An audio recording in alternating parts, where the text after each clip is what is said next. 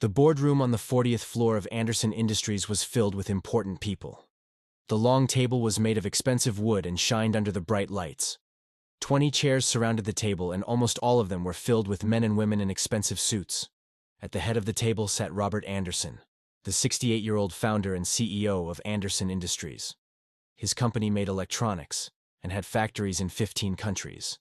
Today was supposed to be the biggest day of his life. He was about to sell his entire company for $5 billion to a group of investors led by a man named Marcus Chen. Marcus Chen sat across from Robert with a smile on his face. He was 45 years old, wore a perfectly fitted black suit, and had slicked back hair. Beside him were his lawyers, 3 men and 2 women, all dressed in dark colors and holding thick folders. On Robert's side sat his own lawyers and his daughter, Sarah Anderson, who was 35 years old and worked as the company's chief operating officer. Sarah looked nervous. She kept looking at her father and then at the papers on the table. The papers were the sales contract. Once Robert signed them, Anderson Industries would no longer belong to him or his family. It would belong to Marcus Chen and his investment group. The room smelled like coffee and expensive perfume. Large windows showed the city below, with cars moving like tiny ants on the streets. A female assistant poured water into glasses for everyone at the table. She moved quietly, trying not to disturb the important meeting. Robert picked up his pen. It was a gold pen that his father had given him 40 years ago when he started the company. His hand shook slightly as he held it. Marcus Chen leaned forward with that same smile and said, "Mr. Anderson, this is a great day for both of us. Your legacy will continue, and you will finally get to rest and enjoy your life. Please, let's finish this." Sarah touched her father's arm gently and whispered, "Dad, are you sure about this? We can still walk away." Robert looked at his daughter with tired eyes. He had been running the company for 4 decades. He was exhausted. His doctors had told him his heart was weak and that stress could kill him. Selling the company seemed like the only way to survive and give his daughter a peaceful life. He nodded at Sarah and said, "It's time, my dear. I'm tired. Let Marcus take over. We'll be fine with the money." Sarah sat back in her chair, her face filled with worry, but she said nothing more. Robert placed the pen on the first page of the contract and was about to sign when the boardroom door suddenly burst open. Everyone turned to look. Standing in the doorway was a man in a gray janitor uniform. His name was Thomas Miller, and he was 52 years old. He had a cleaning cart beside him with a mop and bucket. His face was sweaty, and his eyes were wide with panic. He pointed at Robert and shouted, "Stop! Mr. Anderson, don't sign those papers!" The entire room went silent. Everyone stared at Thomas like he had lost his mind. Marcus Chen's smile disappeared. He stood up from his chair and said in an angry voice, "Who is this man? Security, get him out of here right now!" 2 security guards rushed into the room and grabbed Thomas by his arms. Thomas struggled against them and kept shouting, "Please, Mr. Anderson, listen to me. You cannot sign those papers. You are being tricked." Robert stood up from his chair, confused and shocked. He had seen Thomas before. Thomas had worked as a janitor in the building for over 10 years. He was a quiet man who cleaned the offices at night and never caused trouble. Robert raised his hand and said, "Wait. Stop. Let him speak." The security guards hesitated but loosened their grip on Thomas. Marcus Chen slammed his hand on the table and said, "This is ridiculous.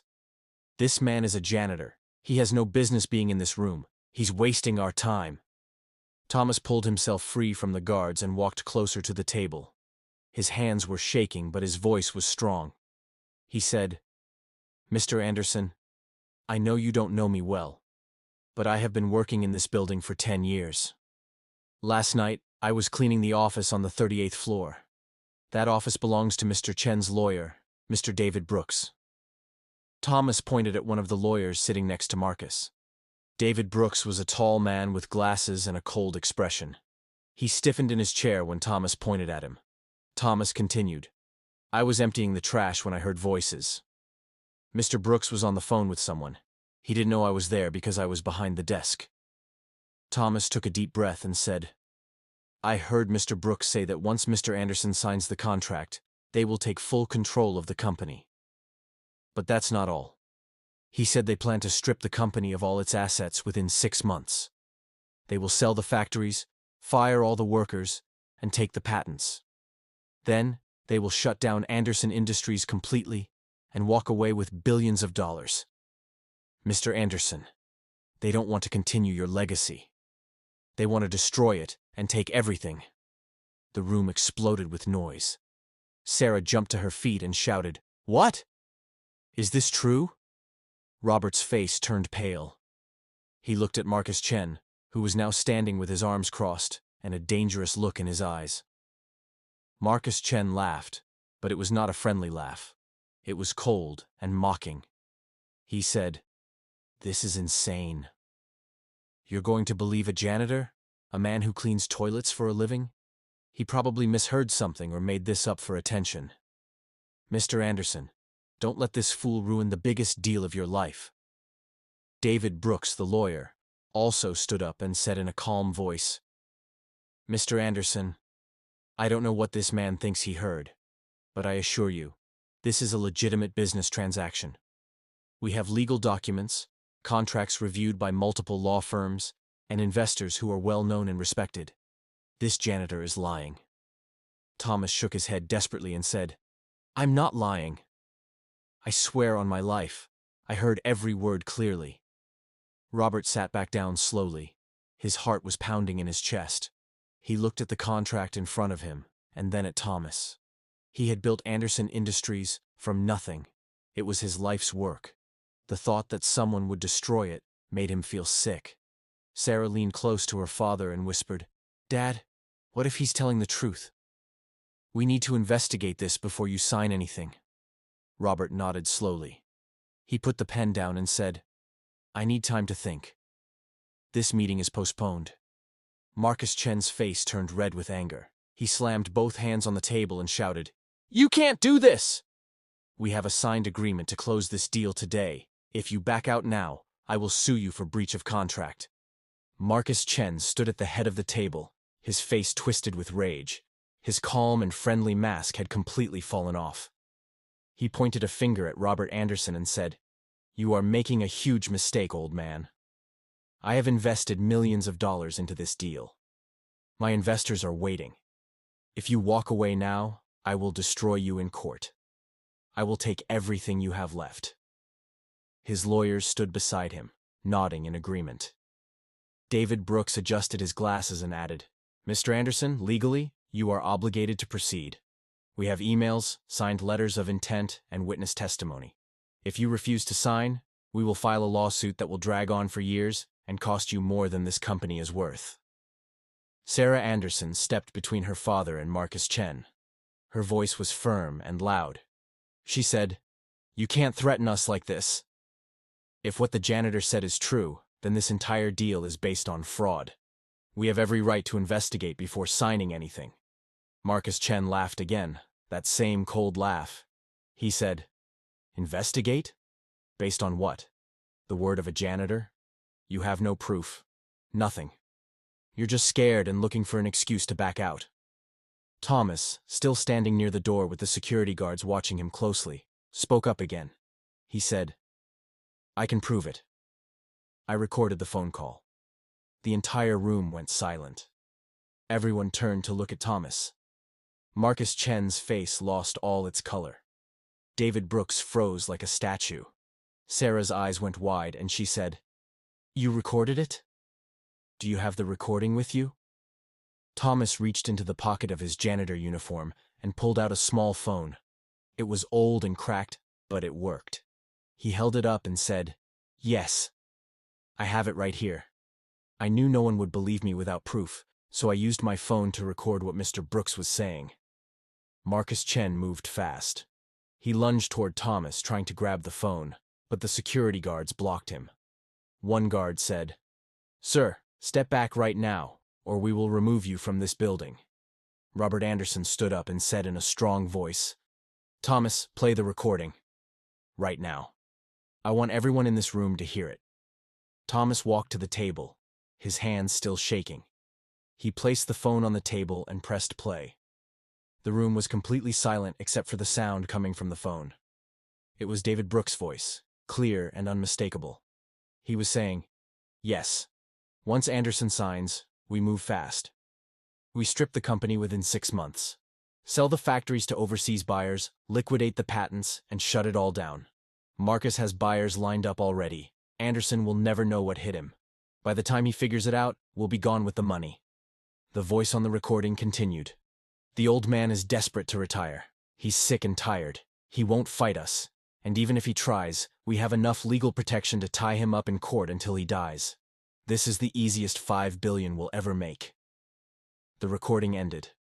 The silence in the room was thick and heavy. Sarah covered her mouth with her hand, tears filling her eyes.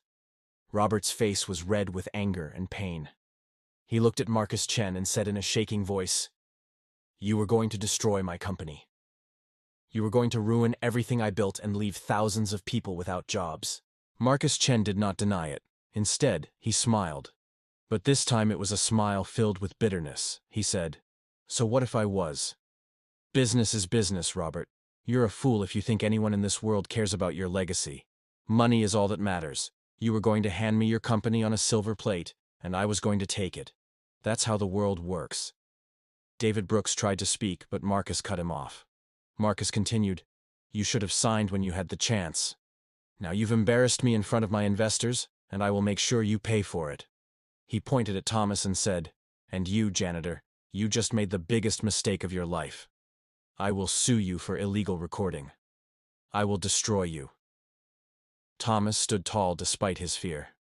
He said, "I don't care what you do to me. I couldn't let you destroy Mr. Anderson's company and hurt all those workers.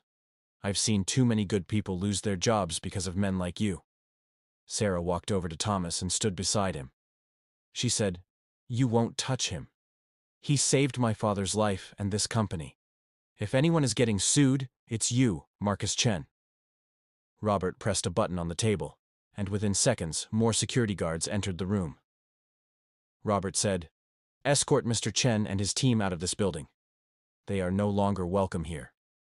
Marcus Chen grabbed his briefcase and walked toward the door. Before leaving, he turned back and said, "This isn't over, Robert. I will see you in court." Then he and his lawyers left, their footsteps echoing down the hallway. The moment they were gone, Robert collapsed into his chair. His face was pale and sweat dripped from his forehead. Sarah rushed to his side and said, "Dad, are you okay? Should I call a doctor?" Robert shook his head and said, "No. I'm fine, I can't believe I almost gave everything away to that snake." He looked up at Thomas, who was still standing by the table, looking uncomfortable and out of place. Robert said, "Thomas, come here." Thomas walked closer, his head down. Robert stood up, his legs shaking, and did something that shocked everyone in the room. He reached out and hugged Thomas. Robert's voice cracked as he said, "You saved me. You saved my company. You saved my daughter's future. I don't know how to thank you." Thomas's eyes filled with tears. He said, "You don't have to thank me, sir. I just did what was right." Sarah wiped her tears and said, "Thomas, why did you risk so much for us? You could have stayed silent and kept your job safe." Thomas looked at her and said, 20 years ago, I worked in a factory. The company I worked for was sold to a group of investors just like Mr. Chen. They promised to keep the factory running, but within a year they shut it down and sold everything. I lost my job. My wife got sick because we couldn't afford her medicine anymore. She died 2 years later. I've been working as a janitor ever since, just trying to survive. When I heard Mr. Brooks on that phone, I remembered my wife and all the people who suffered. I couldn't let it happen again. The next morning, Robert Anderson sat in his office with Sarah and a team of private investigators. They had been hired to dig deeper into Marcus Chen's background and business dealings. The lead investigator, a woman named Linda Torres, placed a folder on Robert's desk. She said, "Mr. Anderson, what we found is very disturbing. Marcus Chen has done this before. In the last 10 years, he has bought and destroyed 7 companies. He follows the same pattern every time. He promises to preserve the company, signs the deal, and then within months, he strips everything and disappears with the money." Linda opened the folder and showed photographs and documents. She continued, His last victim was a manufacturing company in Detroit. He bought it for $800 million, then sold all the machinery to China, fired 3,000 workers, and pocketed over $1 billion in profit. The company no longer exists. The workers got nothing, not even severance pay. Sarah's hands turned into fists. She said, "How is this legal? How has no one stopped him?" Linda replied, "He uses legal loopholes and complicated contracts. By the time anyone realizes what's happening, it's too late. He's very smart and very dangerous." Robert felt sick to his stomach. He said, "If Thomas hadn't stopped me, I would have signed. My company would have been his next victim." Linda nodded and said, "Yes, sir. But now we have evidence. The recording that Thomas made is enough to prove fraud and intent to deceive. We can take this to the authorities." Sarah stood up and said, "Then that's exactly what we'll do. I want Marcus Chen behind bars." Robert agreed. He said, "Contact the district attorney. I want to press charges, and I want Thomas Miller protected. If Marcus tries to retaliate, we need to make sure Thomas is safe." Later that day, police arrived at Marcus Chen's office with a warrant for his arrest. Marcus tried to run, but he was caught in the parking garage of his building. He was handcuffed and taken to jail. The news spread quickly. Within hours, every news channel was reporting the story. Headlines read, "Billionaire investor arrested for fraud," "Janitor saves company from destruction," and "Marcus Chen's dark history exposed." Reporters gathered outside Anderson Industries, hoping to interview Robert or Thomas.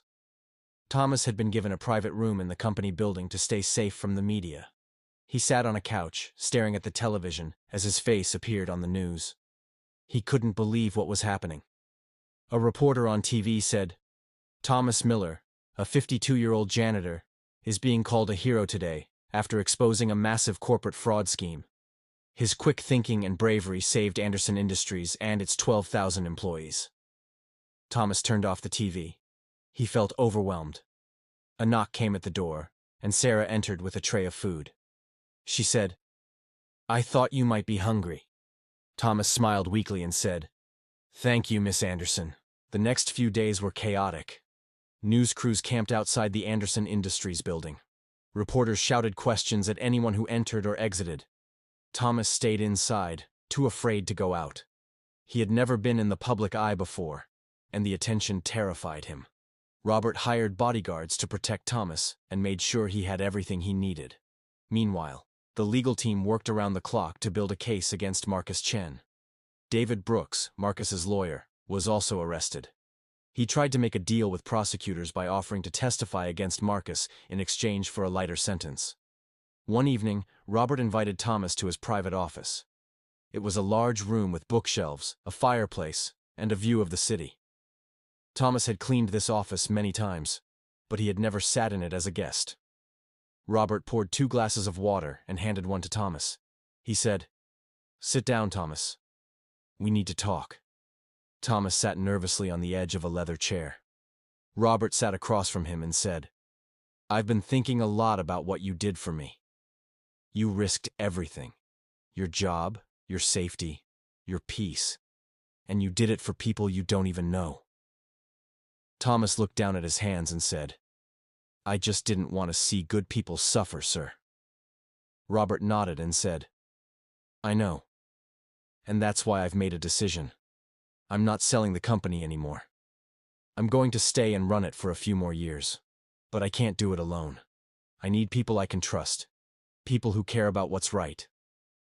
Thomas looked confused. He said, "I don't understand, sir. What are you saying?" Robert leaned forward and said, "I want you to work with me. Not as a janitor. I want to give you a real position in this company." Thomas's eyes went wide. He said, "Sir, I'm just a janitor. I don't have a college degree. I don't know anything about business."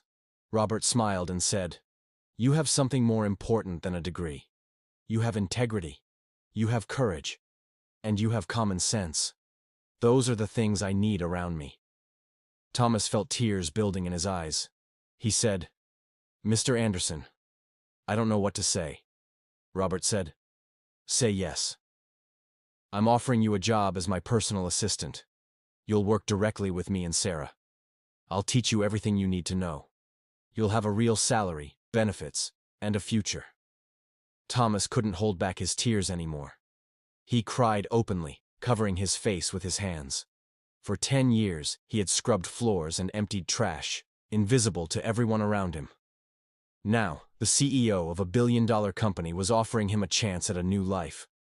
He looked up at Robert and said, "Yes, sir. I'll do my best.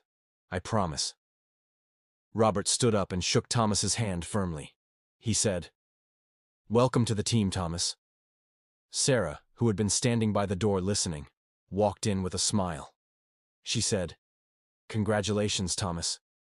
You deserve this." Thomas wiped his tears and said, "Thank you. Thank you both. I won't let you down." Robert said, "I know you won't. Now let's get to work.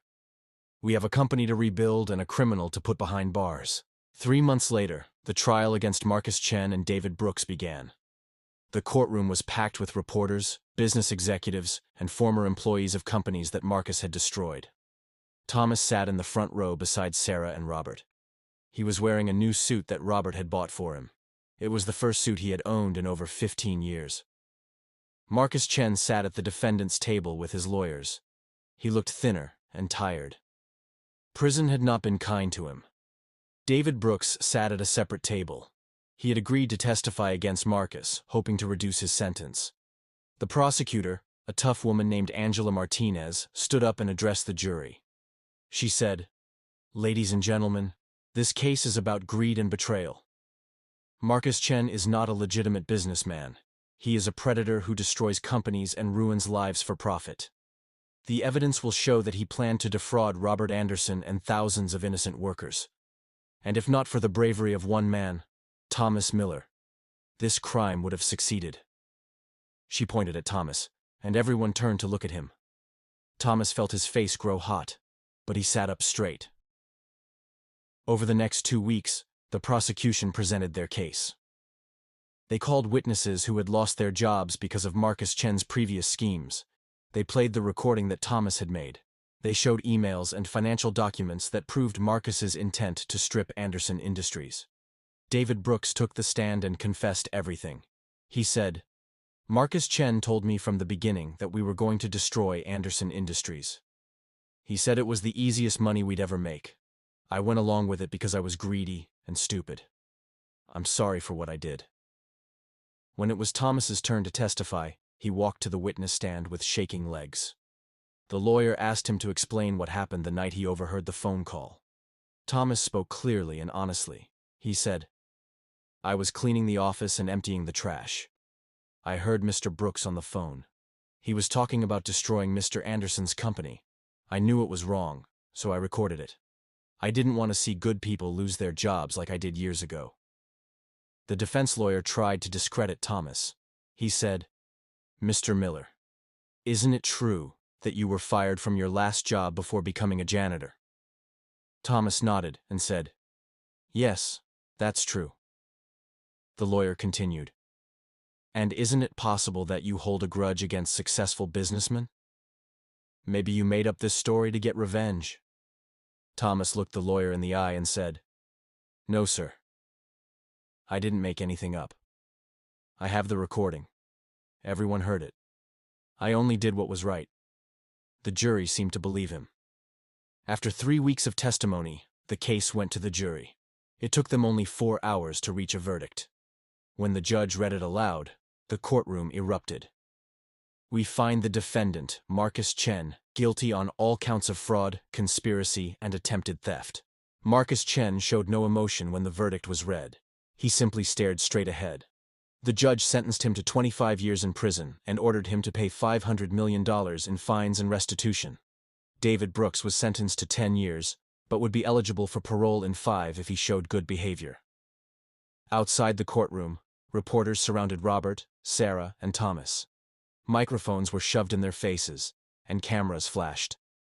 A reporter asked, "Mr. Anderson, how do you feel about the verdict?"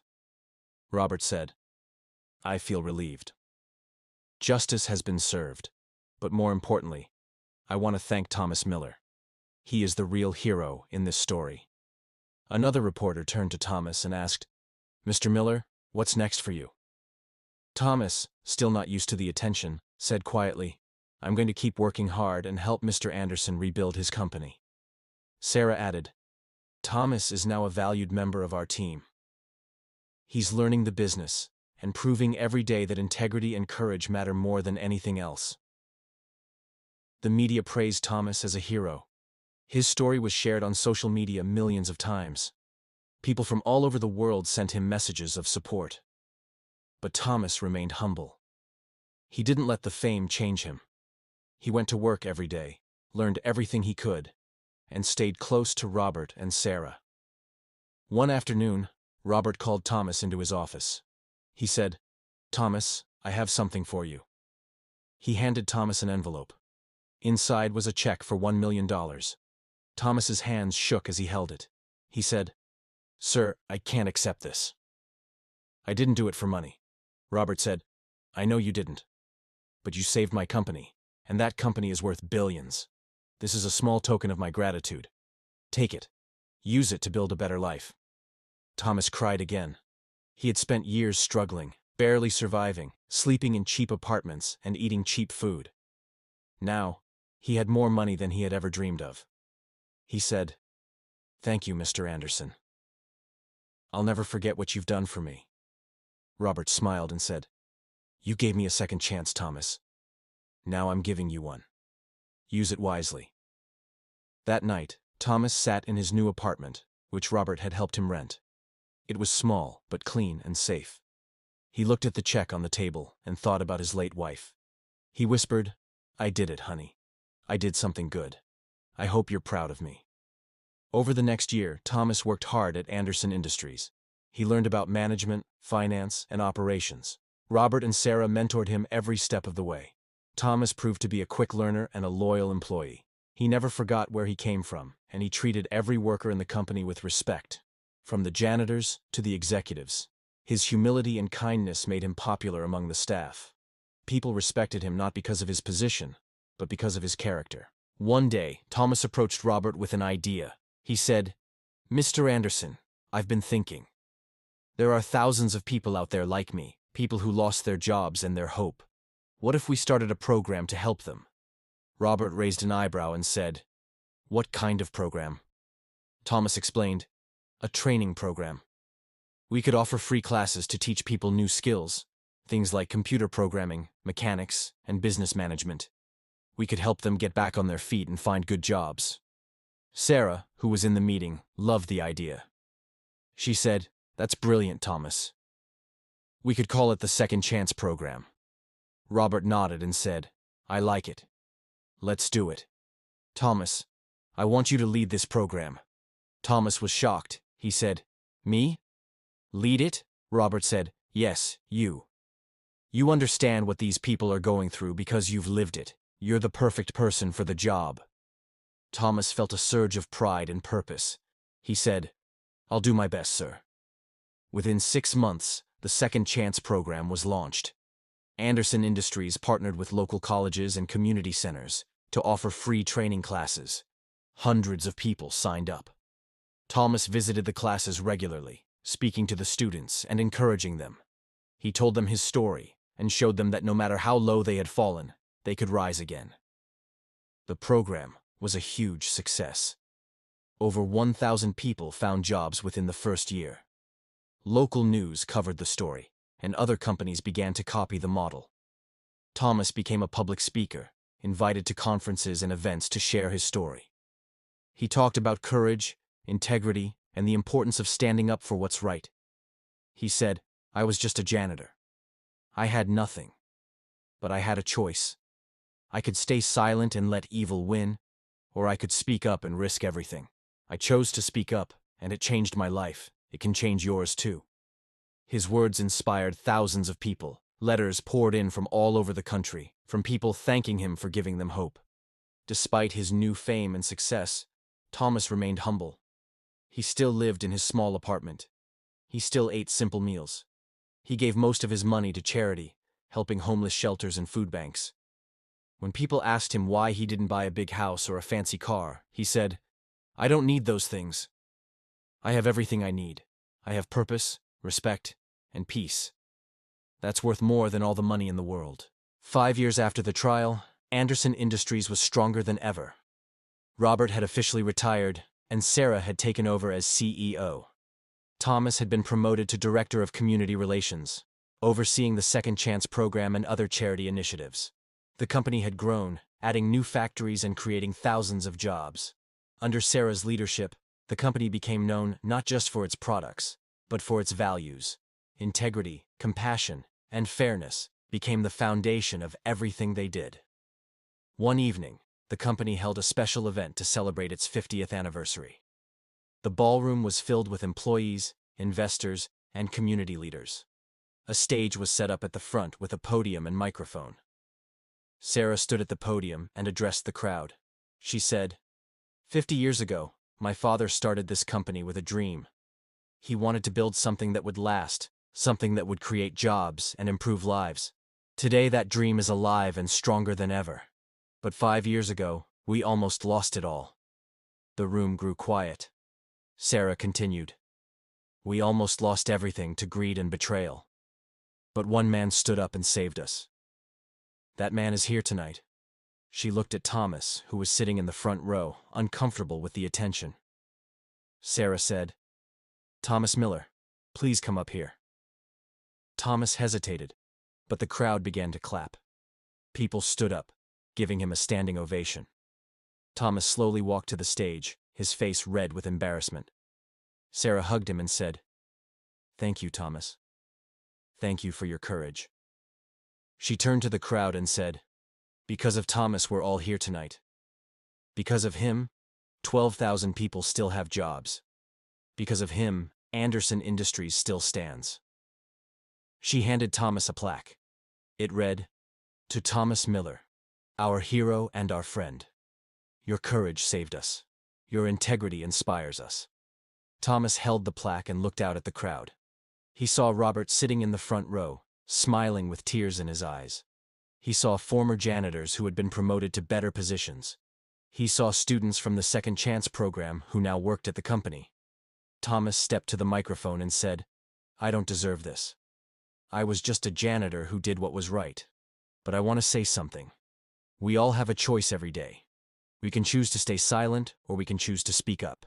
We can choose to think only of ourselves, or we can choose to help others. 5 years ago, I made a choice. I chose to speak up, and it changed everything." He paused, his voice shaking with emotion. "If you remember anything from tonight, remember this. It doesn't matter who you are or what you do. What matters is your character. Do what's right, even when it's hard. Stand up for others, even when it's scary. That's how we change the world." The room erupted in applause. People stood and cheered. Thomas stepped off the stage and person after person shook his hand and thanked him. Robert approached him and hugged him tightly. He whispered, "You didn't just save my company, Thomas. You saved my soul. You reminded me what really matters." Thomas smiled and said, "You gave me a second chance, Mr. Anderson. You changed my life too." That night, as Thomas drove home in his modest car, he felt a peace he had never known before. He had lived through loss, poverty, and pain. But he had also experienced redemption, purpose, and love. He looked up at the stars and whispered, "Thank you." And somehow he felt his late wife smiling down on him, proud of the man he had become. The end.